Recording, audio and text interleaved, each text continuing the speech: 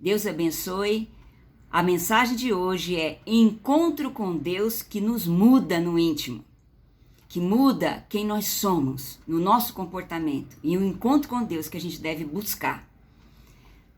Pode ser pela oração íntima. A Bíblia diz que aquela oração em secreto, Deus sempre recompensa. Mateus 6,6 diz: mas quando você orar, vá para o seu quarto, feche a porta e ore ao Pai, e que está em secreto, então seu Pai, que vê no secreto, o recompensará.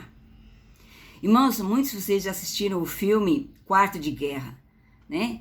Que é uma prova viva da importância de você separar um local, né? Aquela senhora aprendeu, né, com os erros dela e fez do closet um lugar de guerra. Ela pendurava as fotos, todos os motivos ali e tinha um lugar de encontro. Daniel tinha lugar de encontro, né, em direção a Jerusalém. A gente fica envergonhado. Muçulmanos às vezes têm aquele horário que eles oram em direção a Meca. E vê quantos macumbeiros que fazem aqueles trabalhos no detalhe, na hora certa, tudo naquela obediência, naquela seriedade. E às vezes a gente que conhece o Evangelho há tanto tempo, a palavra de Deus, o que Deus nos pede, não temos aquele hora marcada com Deus. Várias horas. Daniel tinha 3 horas. E no filme Quarto de Guerra é muito lindo a persistência da oração.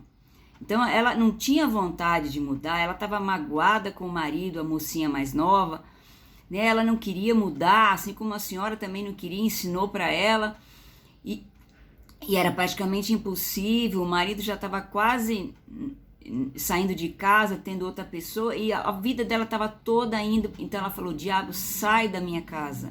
E ela começou a ter uma atitude de posição, de fé, de oração. E essa é que traz o encontro que muda primeiro a gente. Ela tinha que mudar, porque ela não conseguia perdoar, ela não conseguia se posicionar como Deus queria. Então a primeira mudança não é só a mudança do outro, é a nossa mudança. Primeiro é a nossa, e ela acontece através de um encontro poderoso com Deus, que pode ser principalmente quando aquela oração rasgada do íntimo, que é a oração em secreto. Amém? Queridos, quando a oração verdadeira é uma prática levada sempre a sério. Se for proibido para a igreja perseguida, Deus será glorificado. A gente vê exemplos lindos, né? Quando Daniel é jogado na cova dos leões, porque ele não se curva para Dario, que era o rei, como um deus, né? E ele permanece fiel, e ele é jogado na cova dos leões. Deus fecha a boca dos leões e ele não é comido.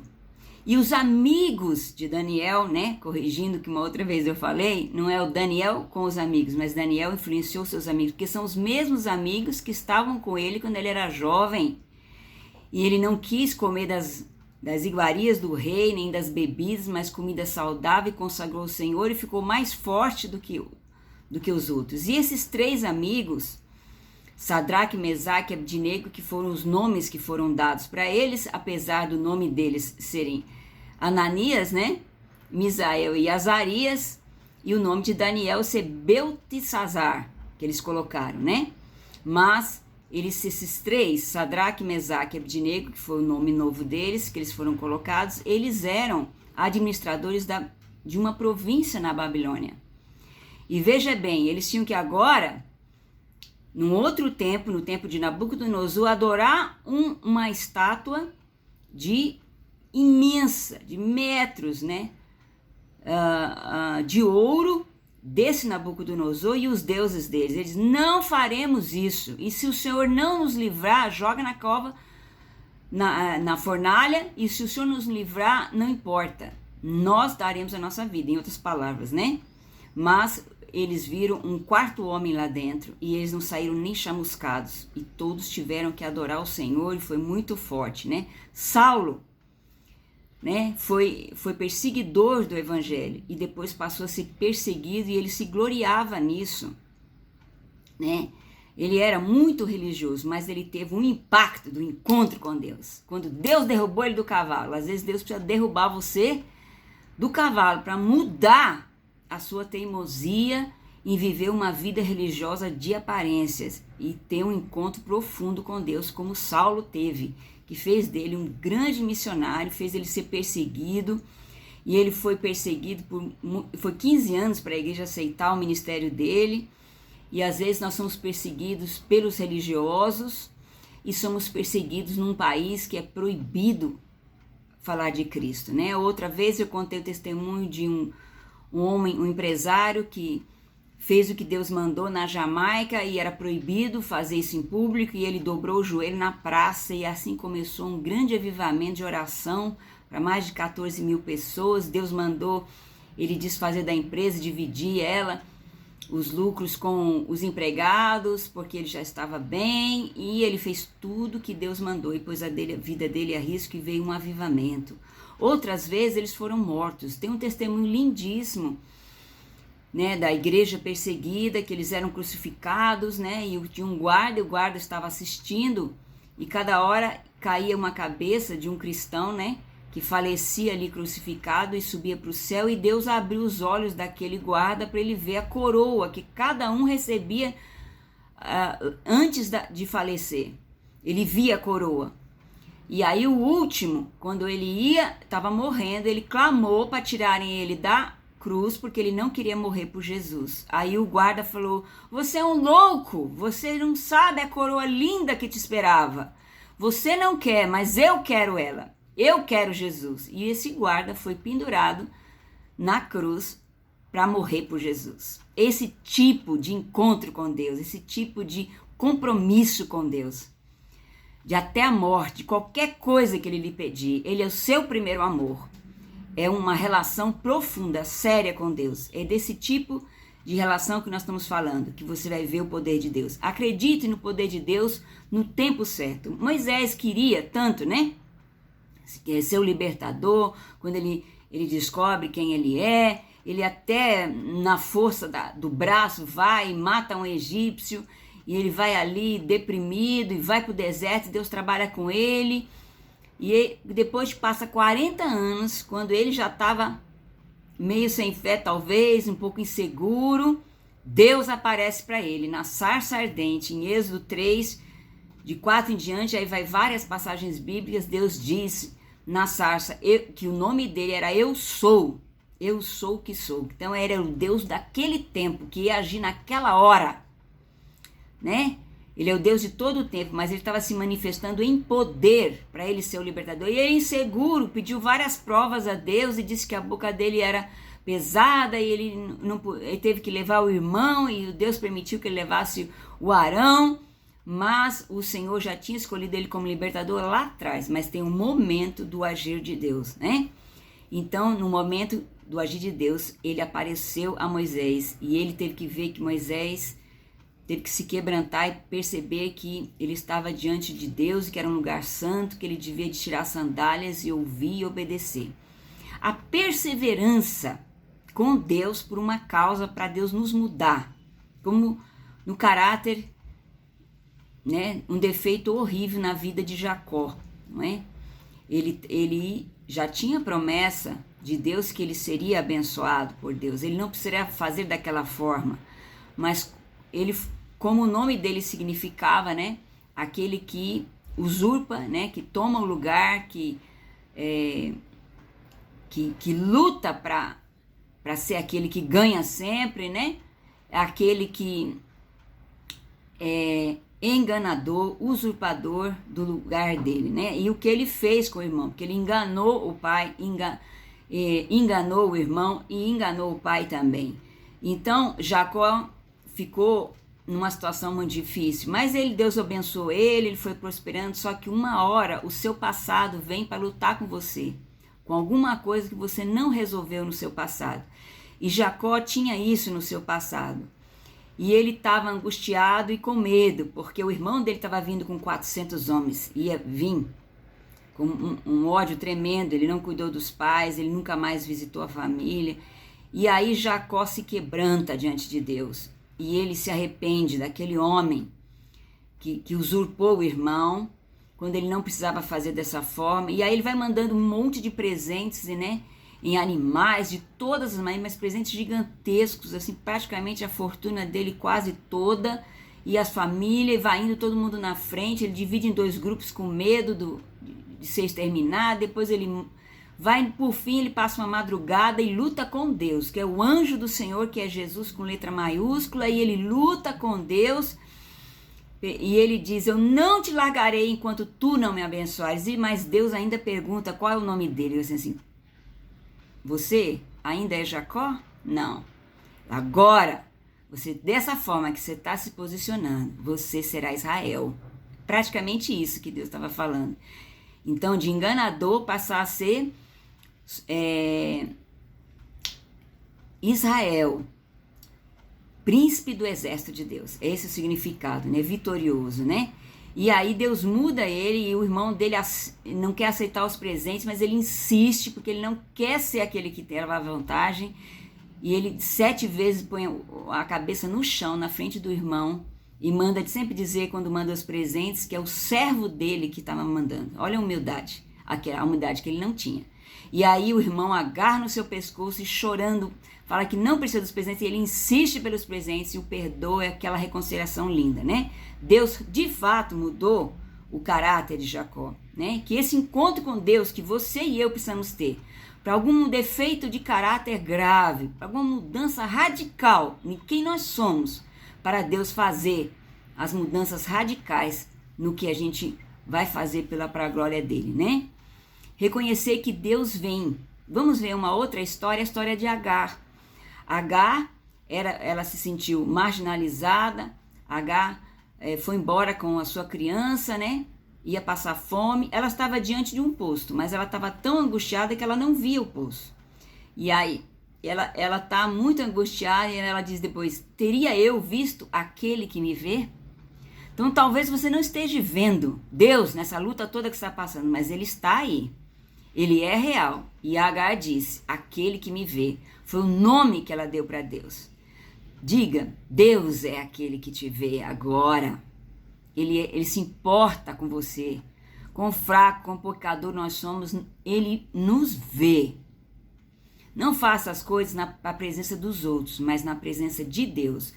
Você vê o outro exemplo, Elias. Elias foi tremendamente usado por Deus, servo de Deus, mas ele entrou numa crise de depressão muito forte. Em 1 Reis 19 vai contando, e do verso 11 ao 13 diz: ó Senhor, lhe disse: sai e fique no monte, disse o Senhor, na presença do Senhor, pois o anjo disse: pois o Senhor vai passar.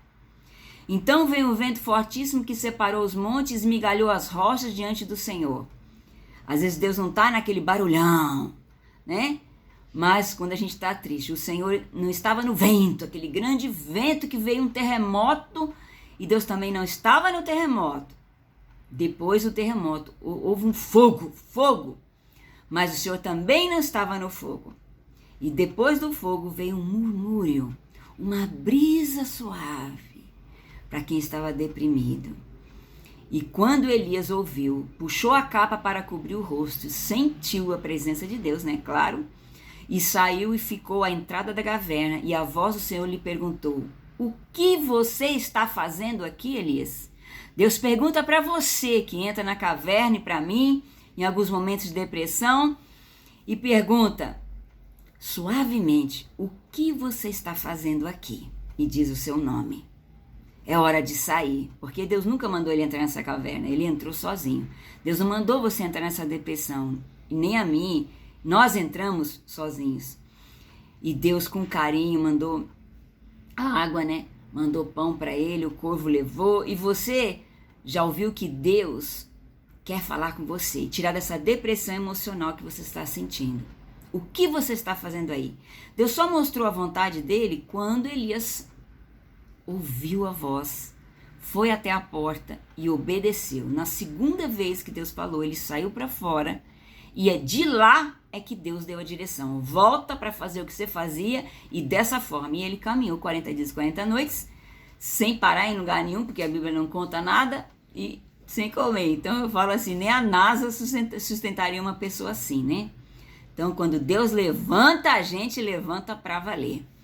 Irmãos, Isaías teve um encontro poderoso, encontro e confronto com Deus, porque a Bíblia diz que Isaías disse, né, que ele era um homem de lábios impuros e habitava no meio de um povo de impuros lábios, mas ele viu o Senhor, viu a sua glória, e Deus mudou a vida dele. Então, ele teve um encontro ali em Isaías, bem no comecinho dos versículos, já diz tudo isso. Outros exemplos de encontros fortes com Deus, tem muitos na Bíblia, eu vou comentar alguns. Quando o arrependimento é verdadeiro, o comportamento é mudado radicalmente, não é mais ou menos, né? E ele logo quer ser batizado. Vamos ver um exemplo aqui do Velho Testamento ainda, um homem etíope. Ele estava lendo Isaías, aquela passagem lindíssima da Bíblia, né? Que fala que Jesus foi levado ao matadouro, como ovelha muda, a morrer, né? Por nós, né? Mas ele não compreendia totalmente o que era isso. E aí Felipe foi mandado por Deus, passou do lado do seu carro e explicou, né? E Atos 8, de 26 a 38, conta essa história. E explicou o significado, e ele teve um encontro com Jesus e já pediu para ser batizado, você vê? Aquele que tem um encontro profundo com Deus tem sede pelo batismo, ninguém ficar implorando para ele ser batizado, porque ele sabe o significado da morte, né? Deitar, morte da velha vida e ressuscitar com Jesus para a nova vida, né? E Zaqueu, quando teve um encontro com Deus, ele era um publicano, na verdade ele era chefe dos cobradores de impostos corruptos por parte do governo romano e que era mal visto por todos. Mas em Lucas 19, de 1 a 10, você pode ver depois, mostrava que ele tinha sede de Deus, porque apesar de tudo isso, ele tinha muito desejo de conhecer Jesus, a ponto que ele era tão baixinho que subiu numa árvore e encontra com Jesus, e Jesus, que vê o íntimo dos corações, pede para ir até a casa dele, e ele fica tão tocado porque ninguém ia querer ir para a casa dele, ninguém. E Jesus mostra o seu amor porque vê a sede dele de querer ser uma pessoa diferente. E ele se converte e ele já, na mesma hora, dá metade de tudo que ele tem para os pobres. Deus nem pediu. E ele pediu para retribuir 4 vezes mais as pessoas que ele conseguia lembrar que ele defraudou, né? Ele mostrou na atitude dele realmente mudança de vida depois do encontro com Jesus. Deus também vem encontrar conosco não para nos condenar, né, mas para nos perdoar, para nos libertar do pecado, né? E ordenar que a gente não peque mais, que não continue mais no erro. Vamos ver a mulher samaritana, por exemplo. Em João 8, de 1 a 11, Jesus veio não para julgar, mas para perdoar e para mudar os nossos comportamentos, como ele mesmo disse para ela ali, para todos aqueles fariseus que estavam para apedrejar aquela mulher samaritana que foi pega no ato de adultério. Aquele que não tiver pecado, atire a primeira pedra. E para ela ele disse, eu não te condeno, vai e não peques mais. Quer dizer, Deus não está aqui para condenar, ele está para perdoar. E fala para a gente se posicionar dali em diante. Então aquele encontro de Jesus com ela, né, salvando ela dos acusadores, da condenação, e dando a ela uma ordem, não peques mais, mudou a história dela. Então Jesus não vem para condenar as pessoas, ele vem para perdoar e dar uma nova direção correta para a vida. Gente, você vê ali a mulher samaritana, né? Ela estava ali no poço de água e Deus fala sobre a sede da alma da vida eterna. A sede de amor perfeito, de perfeição, aquela sede existencial, né, que só Jesus preenche, né? E a mulher samaritana em João 4, de 4 a 42, é um texto bem grande, depois você pode ler. Jesus veio para preencher a sede espiritual, com a água que mata a sede existencial de todo ser humano. É o amor perfeito, que não tem falha, esse muda a nossa vida. Então eu pergunto para você, diante de todas essas coisas, você quer ter um encontro verdadeiro com Deus? Você quer fazer propósito, né? Como Daniel, 3 vezes ao dia, ele se ajoelhava, abria a janela e orava. E os seus inimigos aproveitaram para fazer aquela armação, né? Com o Dario, que gostava inclusive de Daniel, para que Daniel, por causa da lei medo-persa que não podia ser mudada, teria que ser jogado na cova. Então, apesar do coração de Dario estar apertado, ele foi jogado na cova. E Deus o deixou livre. Os leões ficaram sem apetite. Deus não tira a gente das grandes provas. Ele entra conosco dentro da prova. Então está na hora de você pedir a Deus, no seu oculto, Deus não vai se revelar poderosamente para quem não busca Ele. Né? Mas aqui, você, quando vai orar, fecha sua porta, ore ao seu pai que está em secreto. Seu pai que é em secreto o recompensará. Você vê ali o testemunho mostrado no filme Quarto de Guerra. Sem quarto de guerra, se você não tem um tempo de você é verdadeiro com Deus, um canto que ninguém te vê, não é para mostrar espiritualidade para ninguém, não é para fazer a coisa com decoreba, como se fosse uma reza, não. É um momento que você rasga a alma. Né? Você vê quando Davi ele peca, ele é confrontado pelo profeta, é um outro grande encontro com Deus. Ele teria que ser morto como rei por ter adulterado, por tudo isso, né? E ser destituído de rei, inclusive. Ele se rasga, ele fica em cinzas, ele se arrepende de todo o coração, né? E ele foi confrontado ali, só ele o profeta, mas ele se arrependeu profundamente e foi perdoado. Ele teve consequências do erro dele, mas ele foi restaurado por Deus. Por isso Deus diz que ele tinha um coração segundo o coração de Deus. Ele tinha intimidade. Veja os Salmos, como ele fala, como ele é sincero com Deus. Você precisa abrir o coração. Abacuque foi sincero com Deus. Amós também, rasgar o coração, né? Muitos disseram, Senhor, me ajuda na minha pequena fé. Então, esse rasgar o coração, não é murmurar, é adorar, né? Quando a gente chega na presença de Deus, é adorar,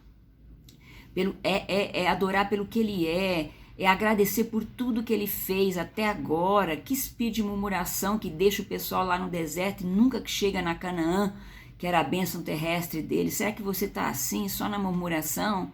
Oração, murmuração, oração só petição. A petição é a última coisa. Primeiro adoração, primeiro gratidão, primeiro a verdade sobre os seus sentimentos, né? Lamentação e murmuração tem diferença. Murmuração você reclama, lamentação você abre o seu coração que está te ferindo, mas você diz, eu sei que o Senhor pode me mudar, eu sei que o Senhor vai me dar vitória no final. No final você glorifica a Deus. Então não é murmuração, é abrir o coração. Então o crente não se abre o coração com ninguém, fica doente, enfermo, com câncer, com um monte de doença, de mágoa, de revolta, mágoa com Deus, mágoa com os outros. Então nós precisamos de ser fiéis, ter aquele momento de oração, aquele lugar que você vai escrever, ninguém vai ler, aquilo ali é você e Deus. Você tem que ter o seu cantinho na sua casa, nas suas coisas, né? Ali travado no seu celular, no seu quarto. Se você não tem lugar, vai no banheiro e fale ali com Deus. Coloque um segredo ali que ninguém abre aquele negócio e você e Deus e mais ninguém. Se você não tiver essa prática 3 vezes por dia, como Daniel, você não vai ter a manifestação do poder de Deus ao nível que você deseja, ao nível de Jacó. Você vê Abraão, ele teve um encontro com Deus magnânime, né? Deus falou com ele, né? E o maior amor, imagina, demorou tantos anos, ele é idoso, ganhou a promessa do filho da descendência. Ele tinha um apego tremendo, podia ser até uma pequena idolatria, e o Senhor pediu que ele sacrificasse o filho, só que ele provou que ele amava mais o Senhor do que a bênção que Deus havia dado. Tem alguma coisa boa que Deus te deu que você está amando mais do que o Senhor? Seja um cônjuge, seja um filho, uma filha, um neto, né? Seja um problema, seja a área financeira, seja a área ministerial, o ministério, alguma coisa que está se apegando mais do que o Senhor, né? Os ídolos do nosso coração podem impedir a gente de ter um profundo encontro com Deus para causar mudança. Então você vê que Abraão ali, ele fazia altar. Desde o começo ele foi o primeiro que fez altar de sacrifício, porque para Abraão, o sacrificar, o renunciar a alguma coisa para Deus era uma prova de amor. E ele fazia altares desde o começo, quando Deus visitou ele, falou da descendência, ele já montou um altar de sacrifício. E depois Deus pediu o sacrifício do próprio filho. E o anjo do Senhor, que era o próprio Jesus, barrou para que ele não fizesse. Mas Jesus, Deus, permitiu que ele morresse por nós. Né? Ele foi o sacrifício. Ali estava tipificando Isaac, o que ia ser o sacrifício de Jesus. Mas Deus pede sacrifícios para nós, renúncia de tempo, de sono para orar, para ter vida com Deus, não para contar para os outros que você é muito santificado, para mostrar para os seus familiares, para os próximos, não. É você e Deus. Deus está pedindo renúncia de algumas coisas, né? As renúncias de Facebook, às vezes de amizades, às vezes de coisas que te levam para longe de Deus, de distrações, de lazeres, até para ter uma intimidade mais profunda com Deus. O que Deus está te pedindo? Que sacrifício? Ah, eu tenho sono. Então, o sacrifício do sono. Então, Abraão estava pronto para sacrificar o próprio filho, crendo que Deus o ressuscitaria. E você? Que sacrifício você pensa em oferecer a Deus? Né? Você quer poder maravilhoso, você quer mudança na sua vida, na sua história, na sua família. Primeiro Deus tem que mudar você e a mim. Primeiro Ele quer ter um encontro comigo e com você, mas você pode ter esse encontro no seu quarto, no silêncio, no seu banheiro, de portinha fechada, na madrugada, não importa, vá para algum lugar, você e Deus, e rasgue a sua alma. Como se vista de cinza, rasgue o seu coração, fale tudo, fale seu ódio, sua mágoa, fale a verdade sobre você. Como Deus Jacó falou, meu nome é Jacó. Ele admitiu quem ele era e que ele não queria ser. Ele pediu a Deus, Senhor, tenha misericórdia, que meu irmão não me mate. Deus, e foi mostrando na atitude, que ele não só em palavras, mas nas atitudes, a oração dele era verdadeira. Esse tipo de encontro com Deus é que traz mudança. Amém? Que Deus te abençoe. Gostaria que você orasse comigo agora. Amado Deus, eu te peço, Senhor, perdoa os nossos pecados, Senhor Jesus. Pensamento, palavras, ações e omissões, Senhor. Tanto julgamento, tanta murmuração, tanta incredulidade, tanta dúvida do teu amor, tanta ira contra o próximo, quanta revolta, sentimento de inveja, qualquer coisa que haja no nosso coração, contra o ídolo no nosso coração. Deus, eu te peço que aquilo que o Senhor está pedindo para a gente sacrificar, que a gente não quer sacrificar, nem de tempo, nem de oração, nem de jejum, nem de nada, Senhor. A gente não quer sacrificar nada por ti, Senhor. E principalmente os nossos maiores ídolos. Deus, mostra para cada um que está ouvindo essa live e faz-nos ter um encontro impactante, que mude a nossa história, mude o nosso caráter, mude quem nós somos, para que a gente possa abençoar os nossos, para que haja reconciliações familiares, como houve com Jacó e Esaú. Deus, para que haja milagres poderosos, como houve com Moisés sendo o maior libertador da história. Pai, eu te peço, Senhor, que todos os encontros marcantes, a mulher samaritana, Senhor, todos os encontros lindos e maravilhosos, né, de arrependimento diante do pecado, como Davi, Deus, tantos encontros, seja assim na nossa vida, Pai, que a gente te busque como ouro e prata, em nome de Jesus, nos muda, que nós não te larguemos, seja uma madrugada, 2 ou 3 ou quantos for, até que tu nos mude. Em nome de Jesus. Amém e amém.